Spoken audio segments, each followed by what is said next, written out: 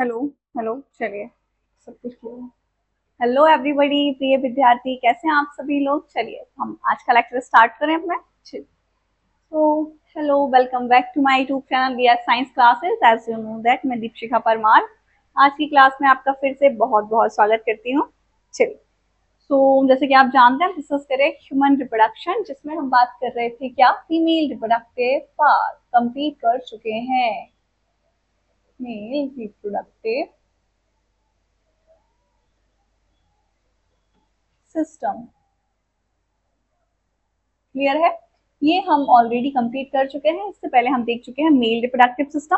So today will be talk about gametogenesis, जिसमें हम बात करेंगे male gametogenesis means spermatogenesis. Are you ready? Start करें हम अपने आज के लेक्चर को। अच्छा, इससे पहले जब हम फीमेल रिप्रोडक्टिव सिस्टम देख रहे थे, जो हमारा लास्ट ग्लैंड बचा था, मेमेरी ग्लैंड जिसे हम बोलते हैं, तो अगर हम इसको रिव्यू में देखें स्पीडली, अगर हम इसका क्विक रिवीजन करें, तो हमने क्या देखा था, जो फीमेल रिप्रोडक्टिव सिस्टम होता है, मादा जनन तंत्र होता है ना, या फिर मादा जनन तंत्र ही बोलेंगे उसे, और अंग। उसके दो भाग थे, एक था primary sex organ as it is male reproductive system की तरह, ठीक है। प्राइमरी सेक्स ऑर्गन मतलब प्राथमिक जनन अंग, एंड दूसरा था हमारा सेकेंडरी सेक्स ऑर्गन। क्लियर है, ये आपको याद है, ठीक है। प्राइमरी सेक्स ऑर्गन में था फीमेल के अंदर क्या, पेयर ऑफ ओवरी, क्या, पेयर ऑफ ओवरी, जिसके अंदर होगा क्या, formation of egg is called as oogenesis। Clear है। अगर बात करें हम सेकेंडरी सेक्स ऑर्गन की, तो यहाँ पे हमारे एक्सेसरी ऑर्गन है, क्या है,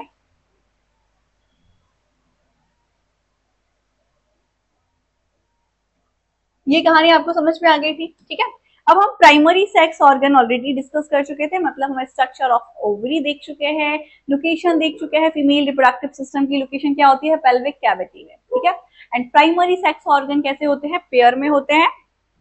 मतलब अगर हम फीमेल रिप्रोडक्टिव सिस्टम बनाते हैं,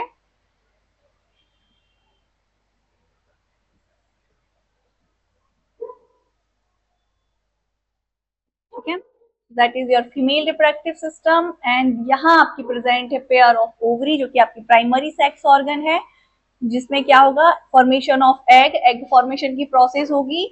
फिर ये है आपके फिंगर लेग पोजिशन फिम्बरी, जो एवोल्यूशन में हेल्प करेंगे, that is oviduct, and this is your uterus, and uterus के बाद स्टार्ट होगी आपकी क्या, वजाइना, मतलब यहाँ से सर्वेक्स, एंड सर्वेक्स के बाद वजाइना। क्लियर है। ये आपका क्या, फीमेल रिप्रोडक्टिव सिस्टम था, जो ऑलरेडी हम डिस्कस कर चुके थे। अच्छा, फीमेल रिप्रोडक्टिव सिस्टम के बाद हमने कुछ ग्लैंड्स डिस्कस किए थे, एक्सटर्नल जेनाइटल पार्ट डिस्कस किए थे, एंड लास्ट हमारा बचा था मेमेरी ग्लैंड्स। क्या बचे थे,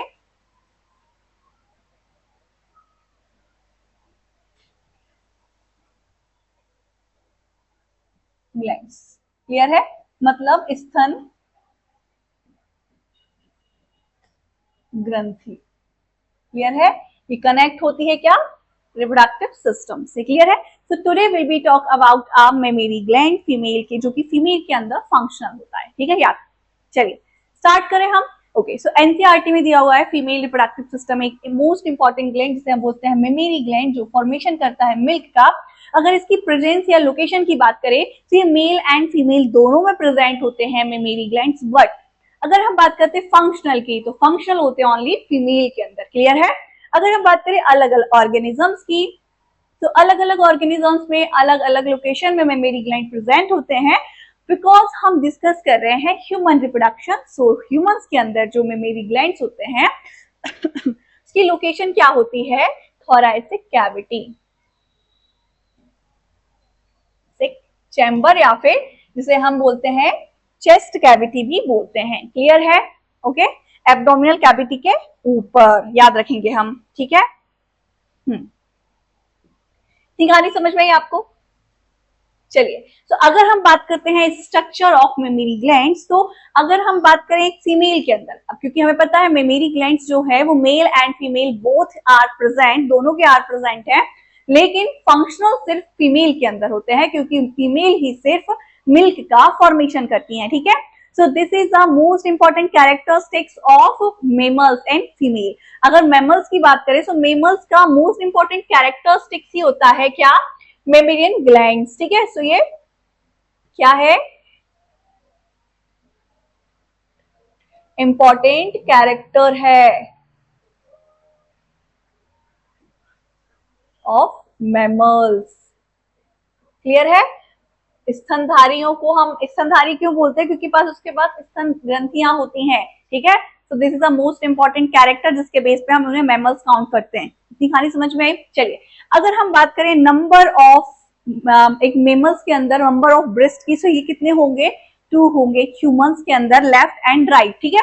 अब हम स्ट्रक्चर देखें किसके, मेमिलियन ग्लैंड या स्ट्रक्चर ऑफ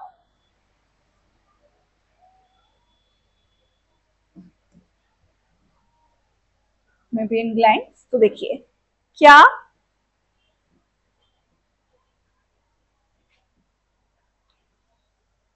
ध्यान से समझिए, एनसीईआरटी का ही हम सब कुछ लेते चलेंगे, डिस्कस करेंगे।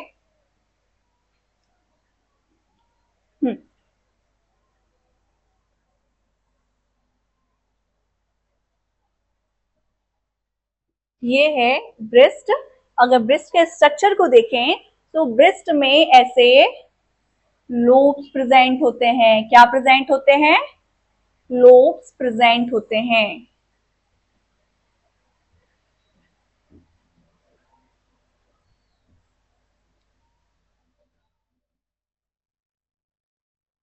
This lobes is memory lobes. और ये सिर्फ नंबर में 2 नहीं होते हैं।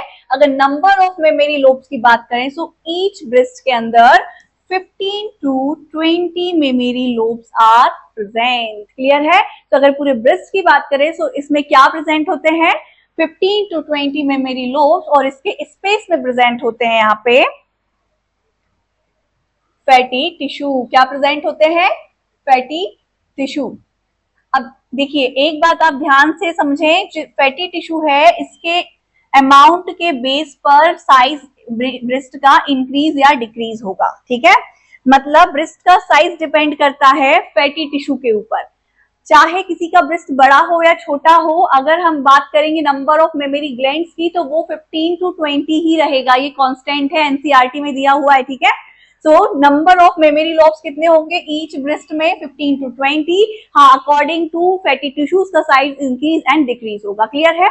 अब ये जो मेमोरी लोब्स होते हैं, इन लोब्स के अंदर होती है बलून लाइक स्ट्रक्चर। क्या होता है, बलून लाइक स्ट्रक्चर, जिसे हम बोलते हैं क्या, एल्व्यूलाई। क्या बोलते हैं, एल्व्यूलाई। जैसे लंग्स के अंदर होते हैं ना एल्व्यूलाई, जब हम रेस्पिरेटरी सिस्टम पढ़ते हैं क्लास 11th में ह्यूमन फिजियोलॉजी में, वैसे इन्हें बोलते हैं हम एल्व्यूलाई। अच्छा कलर दिख रहा है आपको, येलो कलर, ओके। चलिए तो ये क्या है,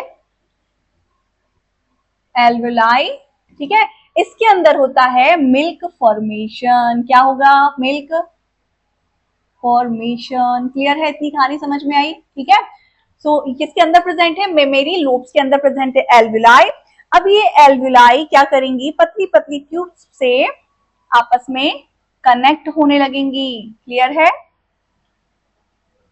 ओके। तो यहां से इस टाइप से पतली पतली थिन ट्यूब्स आएंगी, कलेक्ट करेंगी किसको, मिल्क को। और दिस ट्यूब इज, जो एनसीईआरटी में नहीं दिया है, इसे हम क्या बोलते हैं, इन्हें बोलेंगे हम मेमोरी ट्यूब्यूल्स। तो मैं कहां लिखूं, यहां लिखती हूँ, ठीक है। This tube is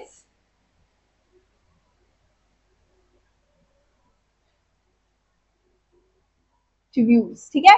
mammary tubules NCERT में नहीं दिया। अगर बात करें मेमोरी ट्यूब्यूल्स की, तो इनका मेन फंक्शन है एल्वुलाई से मिल्क को कलेक्ट करना, कुछ इस तरह से thin thin tubes like structure, ठीक है। क्या अब ये जो थिन है ये आपस में कलेक्ट हो जाएंगी, या बोल सकते हैं हल्की सी मोटी हो जाएंगी, कुछ इस तरीके से, ठीक है। और मोटा वाला रीजन बना लेंगे, दिस इज अ एम्पुला। क्या है ये, एम्पुला, ठीक है। इसे हम क्या बोलेंगे, एम्पुला, क्लियर है। अब एम्पुला के बाद अगर हम बात करें तो ये जो कलेक्टिंग डक्ट है ये ज्वाइंट हो जाएगी कुछ इस तरीके से, और मेन डक्ट बना लेगी। क्या बना लेगी, जिसमें मिल्क आकर के कलेक्ट हो जाएगा, और अब इस डक्ट को हम बोलेंगे क्या, मेमोरी डक्ट। क्या है ये,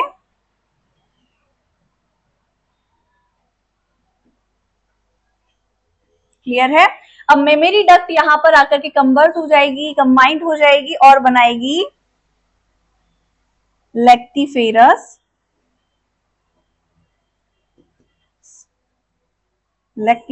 डक्ट। क्लियर है। पाथवे आप याद रखेंगे इसका, क्या याद रखेंगे, पाथवे एंड फर्दर ये जो ओपनिंग है यहां से मिल्क आउट, ठीक है, and this is a nipple जो ब्रेस्ट फीडिंग में हेल्प करेगा। So this is your structure of breast. अगर हम इसके पाथवे की बात करें तो यहाँ पे इनिशियली हमने क्या देखा, एक ब्रेस्ट जिसके पास 15 to 20 क्या है, मेमोरी लॉब्स प्रेजेंट है और साथ ही साथ फैटी टिश्यू प्रेजेंट है जो उसके साइज या फिर उसके शेप को रिस्पॉन्ड करेंगे या फिर उसके लिए रिस्पॉन्सिबल होंगे, ठीक है। अब बात करें हम मेमोरी लोब्स की, तो हर एक मेमोरी लोब्स के अंदर ऐसे एल्वुलाई स्ट्रक्चर प्रेजेंट है जो मिल्क फॉर्मेशन में हेल्प करती है, ठीक है। फिर एल्वुलाई से मिल्क कलेक्ट करने का काम करती है क्या, मेमेरियन टिब्यूल्स या memory tubules, and memory tubules further मोटी होकर के बनाती है एम्पुलर स्ट्रक्चर, मतलब मोटी हो जाती है, एंड फिर ये बनाती है memory duct, and further memory duct connect हो जाती है लैक्टिफेरस डक्ट से जहां से मिल्क गोज आउट हो जाता है ब्रेस्ट से, और ये जो ओपनिंग है जहां से मिल्क गोज होता है, बाहर निकलता है, इसे हम बोलते हैं निप्पल, ठीक है। और ये निप्पल के अराउंड अराउंड यहाँ पे होता है डार्क स्ट्रक्चर, क्या होता है, डार्क एरिया, ठीक है। दिस इज नॉन एज, ये वाला एरिया जो डार्क रहेगा से बोलेंगे एरियोला। क्लियर है। ये हो गया आपका स्ट्रक्चर ऑफ ब्रेस्ट में भी आपको ये कहानी समझ में आई है। पाथवे आप याद रखेंगे, एनसीईआरटी से लिया हुआ है डायरेक्ट सारी चीजें। चलिए तो अब हम आ जाए अपनी बुक पे, एनसीईआरटी पे। ये कहानी समझ में आई, हाँ जी।